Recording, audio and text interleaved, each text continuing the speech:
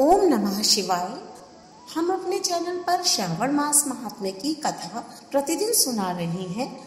आज सुनेंगे श्रावण मास महात्म्य के 5वें अध्याय की कथा को। पिछले अध्याय की कथा को आप हमारे चैनल पर जाकर सुन सकते हैं। श्रावण महात्म्य सुनने से पहले बोलिए भोलेनाथ भगवान की जय। 5वां अध्याय। ईश्वर बोले, हे सनत कुमार, करोड़ों पार्थिव लिंगों के महात्म्य तथा पुण्य का वर्णन नहीं किया जा सकता। जब मात्र एक लिंग का महात्म्य नहीं कहा जा सकता तो फिर करोड़ लिंगों के विषय में कहना ही क्या। मनुष्य को चाहिए कि करोड़ लिंग निर्माण असमर्थता में 1,00,000 लिंग बनाए या 1000 लिंग या 100 लिंग ही बनाए। यहाँ तक कि एक लिंग बनाने से भी मेरी सन्निधि मिल जाती है। षडाक्षर मंत्र से 16 उपचारों के द्वारा भक्तिपूर्ण मन से भगवान शिव की पूजा करनी चाहिए। ग्रह यज्ञ के साथ उद्यापन करना चाहिए। उसके बाद होम करना चाहिए और ब्राह्मणों को भोजन कराना चाहिए। हे सनत कुमार, इस अनुष्ठान को करने वाले की अकाल मृत्यु नहीं होगी।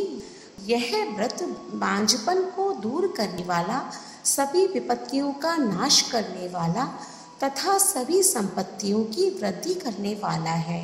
मृत्यु के पश्चात वह मनुष्य कल्प पर्यंत मेरे समीप कैलाशवास में निवास करता है। जो मनुष्य श्रावण मास में पंचामृत से शिव जी का अभिषेक करता है, वह सदा पंचामृत का पान करने वाला, गोधन से संपन्न, अत्यंत मधुर भाषण करने वाला तथा त्रिपुर के शत्रु भगवान शिव को प्रिय होता है।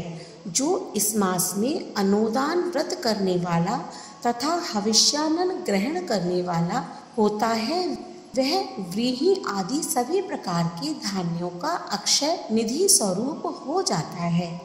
पत्तल पर भोजन करने वाला श्रेष्ठ मनुष्य, सुवर्ण पात्र में भोजन करने वाला तथा शाक को त्याग करने से शाककर्ता हो जाता है। श्रावण मास में केवल भूमि पे सोने वाला कैलाश में निवास प्राप्त करता है। इस मास में एक भी दिन प्रातः स्नान करने से मनुष्य को 1 वर्ष स्नान करने के फल का भागी कहा गया है। इस मास में जितेंद्रिय होने से इंद्रिय बल प्राप्त होता है और इस मास में स्फटिक, पाषाण, मृत्तिका, मरकतमणि, पिष्ट यानी पीठी, धातु, चंदन, नवनीत आदि से निर्मित अथवा अन्य किसी भी शिवलिंग में, साथ ही किसी स्वयं आविर्भूत न हुए लिंग में श्रेष्ठ पूजा करने वाला मनुष्य सैकड़ों ब्रह्म हत्या को भस्म कर डालता है। किसी तीर्थ क्षेत्र में सूर्य ग्रहण या चंद्र ग्रहण के अवसर पर 1,00,000 जप से जो सिद्धि होती है, वह इस मास में एक बार के जप से ही हो जाती है। अन्य समय में जो 1000 नमस्कार और प्रदक्षिणाएं की जाती हैं, उनका जो फल होता है, वह इस मास में एक बार करने से ही प्राप्त हो जाता है। मुझको प्रिय इस श्रावण मास में वेद पारायण करने पर सभी वेद मंत्रों की पूर्ण रूप से सिद्धि हो जाती है।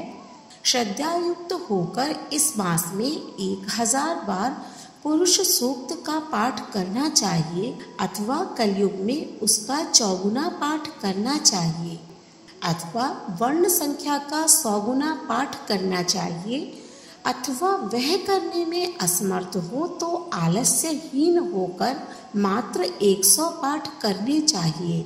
ऐसा करने वाला मनुष्य ब्रह्म हत्या आदि पापों से मुक्त हो जाता है। इसमें कोई भी संदेह नहीं है। गुरु पत्नी के साथ संसर्ग जन्य पाप के लिए यही महान प्रायश्चित है। इसके समान पुण्यप्रद, पवित्र तथा पापनाशक कुछ भी नहीं है। पुरुष सूक्त के जप के बिना इस मास में एक भी दिन व्यतीत नहीं करना चाहिए। जो मनुष्य इस फल को अर्थवाद कहता है, वह नरकगामी होता है। इस महीने में समिधा, चारु, तिल और घृत से गृह यज्ञ होम करना चाहिए। शिव के रूपों का भली भांति ध्यान आदि करके धूप गंध पुष्प नैवेद्य आदि से पूजन करना चाहिए और अपने सामर्थ्य के अनुसार कोटि होम, लक्ष होम अथवा 10 सहस्त्र होम करना चाहिए। विहातियों ओम भुवः ओम स्वाहा के साथ तिलों के द्वारा भी यह ग्रह यज्ञ नामक होम किया जाता है। हे सनत कुमार, इसके बाद अब मैं 12 के व्रतों का वर्णन करूंगा, आप सुनिए। हे अनघ, उनमें सर्वप्रथम मैं आपको रविवार का व्रत बताऊंगा। इस संबंध में लोग एक प्राचीन इतिहास को कहते हैं। प्रतिष्ठानपुर में सुकर्मा नामक एक द्विज था। वह दरिद्र, कृपण तथा भिक्षावृत्ति में लगा रहता था। एक बार वह धन मांगने के लिए घूमते घूमते नगर में गया। उसने किसी एक गृहस्थ के घर में मिलकर रविवार का उत्तम व्रत करती हुई स्त्रियों को देखा। तब उसे देखकर वे स्त्रियां परस्पर कहने लगी कि इस पूजा विधि को शीघ्रता पूर्वक छिपा लो। इस पर वह विप्र उन स्त्रियों से बोला, हे श्रेष्ठ स्त्रियों, आप लोग इस व्रत को क्यों छिपा रही हैं? समान चित्त वाले सज्जनों के लिए परमार्थ ही स्वार्थ है। मैं दरिद्र तथा दुखी हूँ। इस श्रेष्ठ व्रत को सुनकर मैं भी इसे करूँगा, अतः आप लोग इस व्रत का विधान व फल अवश्य बताएं। स्त्रियां बोली, हे द्विज, इस व्रत के करने में आप उन्माद तथा प्रमाद करेंगे अथवा भूल जाएंगे अथवा इसके प्रति अभक्ति या अनास्था रखने लगेंगे, अतः आपको यह व्रत कैसे बताऊं? उनकी यह बात सुनकर उनमें जो एक पौर्णा स्त्री थी वह उस ब्राह्मण से व्रत तथा व्रत की विधि बताने लगी। हे ब्राह्मण, श्रावण मास के शुक्ल पक्ष के प्रथम रविवार को मौन होकर उठकर शीतल जल में स्नान करें। उसके बाद अपना नित्य कर्म संपन्न करके पान के एक शुभ दल पर रक्त चंदन से सूर्य के समान पूर्ण गोलाकार 12 परिधियों वाला सुंदर मंडल बनाएं। उस मंडल में रक्त चंदन से संज्ञा सहित सूर्य का पूजन करें। उसके बाद घुटनों के बल भूमि पर झुककर 12 मंडलों पर अलग अलग रक्त चंदन तथा जपा कुसुम से मिश्रित अर्ध श्रद्धा भक्ति पूर्वक सूर्य को विधिवत प्रदान करें और लाल अक्षत, जपा कुसुम तथा अन्य उपचारों से पूजन करें।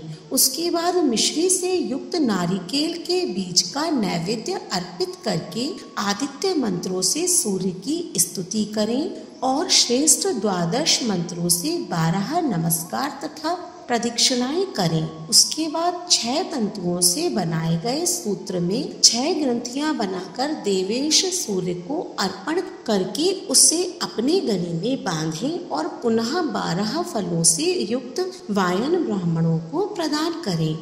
इस व्रत की विधि को किसी के सामने नहीं सुनाना चाहिए। हे विप्र, इस विधि से व्रत के किए जाने पर धनहीन व्यक्ति धन प्राप्त करता है, पुत्रहीन पुत्र प्राप्त करता है, कोढ़ी कोढ़ से मुक्त हो जाता है, बंधन में पड़ा व्यक्ति बंधन से छूट जाता है, रोगी व्यक्ति रोग से मुक्त हो जाता है। हे विपेंद्र, अधिक कहने से क्या प्रयोजन? साधक जिस जिस अभीष्ट की कामना करता है वह इस व्रत के प्रभाव से उसे मिल जाता है। इस प्रकार श्रावण के 4 रविवारों और कभी कभी 5 रविवारों में इस व्रत को करना चाहिए। इसके बाद व्रत की संपूर्णता के लिए उद्यापन करना चाहिए। विपेंद्र, आप भी इसी प्रकार करें, इससे आपकी सभी कामनाओं की सिद्धि हो जाएगी।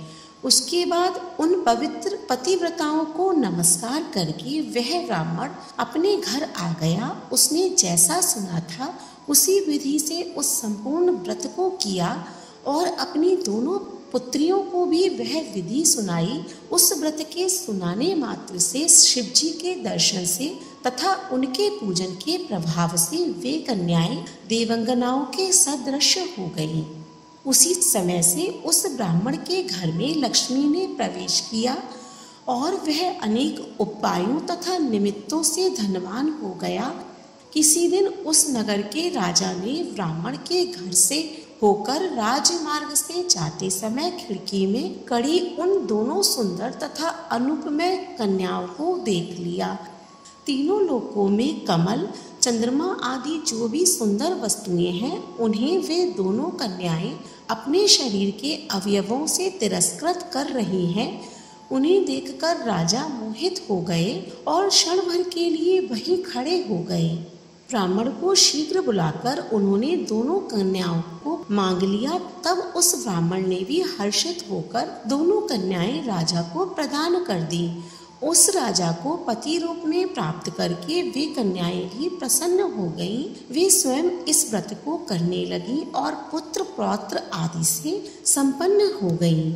हे मुने, महान ऐश्वर्य देने वाले इस व्रत को मैंने आपसे कह दिया। हे विधि नंदन, जिस व्रत के श्रवण मात्र से मनुष्य सभी मनोरथों को प्राप्त कर लेता है, उसके अनुष्ठान करने के फल का वर्णन कैसे किया जाए। इस प्रकार श्री स्कंद पुराण के अंतर्गत ईश्वर सनत कुमार संवाद में श्रावण मास महात्म्य में प्रकीर्णक नाना व्रत रविवार व्रतादि कथन नामक 5वां अध्याय पूर्ण हुआ। बोलिए भोलेनाथ भगवान की जय। ओम नमः शिवाय।